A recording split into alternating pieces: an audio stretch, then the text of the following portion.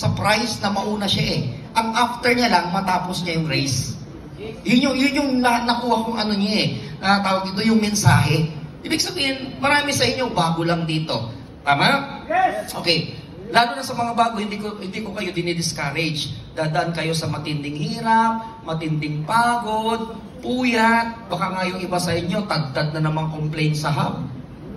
Ayan, lagi kong binabanggit yan, di ba? Ang daming complaint sa hub eh. I know that kasi ang dami kong nakakausap. Ano mga complaint nila? Ang hirap daw sa hub. Kuminsan daw, kahit kape, kinocomplain nila. Kahit pagkain, kinocomplain. Alam mo, imbis na mag-complain ka, humataw ka na lang kasi hindi mo naman pinangarap habang buhay na sa hub ka eh. At tingin nyo kayo ba, habang buhay na sa hub kayo? Hindi naman eh. Lahat naman kayo pumasok dyan, iniwan yung mga mahal nyo sa buhay sa mga kanya-kanya nyong probinsya para sa pangarap nyo. So dapat focus ka sa pangarap. Hindi yung mga hirap na dinadanas mo. Kasi pag doon ka nakafocus, araw-araw mararamdaman mo yan. Pero pag nakafocus ka doon sa goal mo, yung mga hirap, pagod na yan, baliwala yan eh. Daraanan mo lang talaga. Tsaka ang hirap, ang hirap magkwento pag darating yung time, tatayo ka at mag-share, na wala kang may kikwento. Gets nyo? Kaya yung iba, last Wednesday, I had my neko for 3 hours ako, no? Naka 3 hours. Sabi nung iba, ba't ang tagal mo talaga mag-neko? How could I explain yung 28 experience sa networking in 1 hour? Sabihin mo nga sa akin. Kasi kahit magdamag tayong magkwentuhan, mag-usap, hindi ako maubusan. Pag pinag-iusapan na experience, at mahalaga ang experience, kasi dyan tayo natututo. Kaya yung mga na-experience nyo ngayon, ano yan eh, lesson lang yan. Gets nyo? Ibig sabihin, along the way, kasi pag lumaki ang grupo mo, ano ituturo mo kung wala nga na-experience? Kaya yung mga experience nyo ngayon, hirap, pagod, puyat, yan din yun ang ituturo nyo sa grupo nyo eh. Darating din yung time, magiging Maylin Ibdani ka rin. Di ba? Magiging Adrian Vito ka rin. Hindi naman habang buhay, tagapalakpak ka eh. Pinangarap nyo ba yun habang buhay, ikaw ay tagapalakpak lang? Di ba darating yung time, lalaki rin yung grupo mo?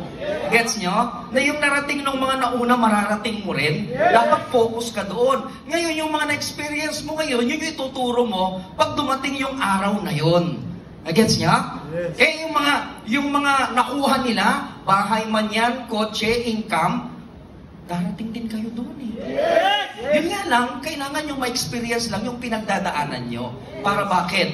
Para mas lalo mong ma-savor o ma-appreciate. Kasi hindi mo ma-appreciate ang ganda kung walang pangit. Diba? Tingin ka lang sa... Ay, may sabay nagtugtog. Tingin ka lang sa katabi mo eh. Di ba? Ma-appreciate mo na lahat ng bagay. Bakit? Bakit? Tingnan mo mong bawat katabi nyo. Ma-appreciate mo yung creation ni Lord eh. Totoo. Kasi hindi naman aksidente na nagkasama-sama tayo rito. Di ba? May purpose ang bawat isa sa atin. Tingnan mo ang bawat mukha, bawat tao rito, meron kang mapupulot sa kanila. So may purpose. Titignan mo lang ano yung purpose ng bawat isa at ano yung purpose mo, bakit napunta ka rito. Tama? Yung iba sa inyo hindi nakapagtapos ng pag-aaral. Huwag kang malungkot, may purpose yan. Kasi yung iba nalulungkot na eh. Pag, halimbawa, galing sa hirap na pamilya, akala niya walang kapag-asa. May purpose, bakit pinagdaanan nyo yan? Ako naman eh, honestly speaking, hindi naman ako nakapagtapos ng pag-aaral eh. Yun nga lang, hindi ako nalungkot. Kasi sabi ko, pag nakapagtapos ako ng pag-aaral, probably wala ako dito sa harap nyo ngayon. Probably, nagpapatuloy ako empleyado, katulad ng mga kaklase ko, na kahit ang taas-taas ng grade nila, magkano lang naman ang sinisweldo nila. So probably, baka sabi ko, pareho kami ng sitwasyon ngayon. Pero pag titignan mo naman, lalo yung mga mas nakaangat sa akin, sa pinag-aralan, ang layo naman ang kinikita nila sa kinikita ko eh. So sabi ko, kung nakapagtapos ako, probably magkakatulad lang kami ngayon. Pero ngayon, dahil hindi ako nakatapos, alam ko, sabi ko, ito yung purpose, bakit hindi ako nakapagtapos. Pero that doesn't mean ako ay hindi na kabilang sa lipunan. Diba? Part ka rin, yan yung purpose ng buhay mo eh. So lahat tayo may purpose. Baka yung purpose mo, ikaw na naririto ngayon, sa buong family nyo, ikaw yung pinili na taga-salba sa kahirapan. Di ba? Kaya huwag kang susuko kung nandito ka. Huwag kayo susuko kasi ang titignan mo yung pamilya mo, hindi ikaw. Dahil yung pinagpapaguran mo, pinaghirapan mo rito, para sa pamilya mo, hindi lang para sa'yo. Kung doon ka nakapokus, dadaan ka lang naman sa iyak dadaan ka lang naman sa hirap dadaan ka lang naman sa pagod Pero, tanda mo to, once umuwi ka one day, ang sarap ng pakiramdam na yung mahal mo sa buhay, ngayon makakakain ng masarap, makakasakay ng magandang sasakyan, mapapagawan mo ng tahanan na napakaganda. Actually, yun yung purpose bakit nandito tayo. Yun nga lang, kailangan nyong makipagbaka. Okay? I-end ko to sa ganito. Lahat kayo alam nyo naman to At huwag nyong kakalimutan yung sinasabi ko.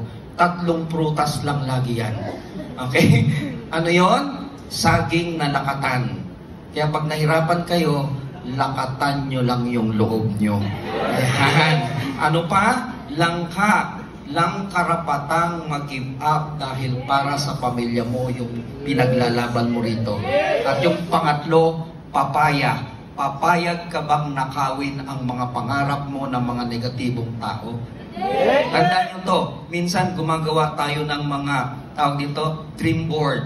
Pero yung naisip ko, sometimes may factor. Pag nakakita mo yung prutas na yon, maalala mo yung sinasabi ko Alam bakit? Kasi may nagsabi rin sa akin yun din yung nagpaalala sa akin. Every time nakakita ko ng mga ganong prutas, katulad nung lakatan, naalala ko yung nag-mentor sa akin.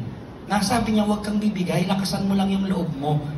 Dahil dito sa industriya ito, maraming manglalait sa'yo. Ang liit ng tingin nila sa industriya natin. Lalo na syempre sa circle of friends namin, sa mga kaklasiko, sa kaibigan namin, not even family. Honestly speaking, sa family namin, ang dami namin mga kamag-anak pa. Wala naman dito. Yung iba nga, I'm sorry to tell this, kasi ganun talaga Yung iba, nasa ibang kumpanya. Isipin mo, kamag-anak namin yun, nasa ibang kumpanya. Yun nga lang, we have to accept it Hindi naman lahat mapiplease mo So, yun yung very ironic. Ang importante, isang industriya kami. Ibig sabihin, lumalaban para sa, tawag dito para sa mga pangarap namin. Okay, sa Millionaires Project International, ito yung maiiwan ko. Kasi, I'm sorry Ma'am Mylene, kasi talagang nagpauna ako kasi I have to go to Batangas. Kasi the gathering bukas ng Batangas. Kaya sabi ko, pwedeng bang mauna? Halos wala pa akong tulog kasi. Iiwan ko sa MPI, do hope na sa susunod na pagkikita natin, walang malalagas sa inyo. Lahat kayo naririto pa rin at lalaki ang grupo nyo at isusumpa ko lahat kayo yayaman. Maraming salamat po sa inyo lahat sa pag-invite sa akin. Maraming salamat lalo sa mga leaders nyo, yung mga core leaders nyo na nagwagapuhan at naggagandahan. Okay? God bless you all. This is your training specialist, Bong Aspring, saying, to God be the glory. Ayan. Hindi, sabi ko, maghahanap ako ng maisusunod ko. Though, siguro doon sa dulo ng cabinet, may nakita akong last na to, last piece. Yan, tapos ano ko na online selling mamaya. Isa actually, sa dinami-dami ng mga nakakasalamuha kong mga grupo, isa actually sa masasaya is grupo nyo. Kasi, di ba, lalo na pag NECO, hindi naman absent ang MPI. Tsaka syempre yung iba, baka magtampo naman yung iba, yung Ultimax, baka hindi ko na mabanggit. Kasi syempre, nagpupunta rin ako ng Cavite. Anyways, ano bang message? Kasi nowadays, alam nyo naman, lagi nyo ako naririnig sa training. Nowadays, di ba, maraming bumibitaw. Yan, sa mga pangarap nila. Ang mahalaga kayo nandito. Pero normal naman yan Normal na. Honestly, nababanggit ko naman, 28 years na ako sa networking business. People come and go. Yan. Ibig sabihin, merong darating, may mawawala. Ang importante, ikaw nandito ka pa rin. Importante, ikaw lumalaban ka sa pangarap mo. Pero tandaan nyo, lahat naman na experience nyo, na-experience ng lahat. Walang nagiging successful na hindi nahirapan. Walang nagiging successful na hindi na-reject. Walang nagiging successful na hindi pinagtawanan, nilait. Walang nagiging successful na hindi umiyak. For sure naman kayo there are times na kahit hindi nyo sabihin, baka nagkukulong kayo sa kwarto, mag-isa ka sa CR. Pero minsan nandun na yung tumutulo yung luha mo dahil sa hirap at pagod na ginagawa mo. And there are times na minsan pinagdududahan mo na yung sarili mo kung makukuha mo pa ba yung pangarap mo, hindi. Mali. Yan. Pero ako naniniwala, makukuha mo. Ano ba yung kailangan ng bawat isa? Determinasyon. Importante yan kasi kung di ka determinado, along the way, sa journey mo, mag-give up ka eh. Lalo na pag tinadtad ka na ng rejection. Pag tinadtad ka na ng mga nangako na hindi naman tumuloy. Yan. Yung iba nga tumuloy pero hindi nagpatuloy. Magkaiba yun, di ba? Tumuloy, hindi nagpatuloy. Ibig sabihin, sumali pero along the way, bibitaw. Tama? Normal yan. Ang importante ikaw, hindi ka bibitaw. Yes. Lalo na, isipin nyo, nasa magandang opportunity kayo. I've been through a lot. Naging empleyado ako. Sobrang hirap maging empleyado. Pero, pag kukumparahin mo ang employment versus yung ginagawa natin, mas gusto ko yung ginagawa natin eh. Yes. Kasi bakit? Kasi merong ibig sabihin yung puyat, pagod, hirap mo, may pangarap na kaakibat eh. Yes. Sa employment kasi, kahit anong hirap mo, anong pagod mo, anong puyat mo, ang yumayaman, amo mo. So ibig sabihin, ang point ko ibig sabihin, umataw ka nga para sa pangarap ng amo mo, bakit di ka umataw para sa pangarap mo? Yeah. Diba? Ibig sabihin, hindi ka nga bumigay eh. Umiiyak ka nga, di ba?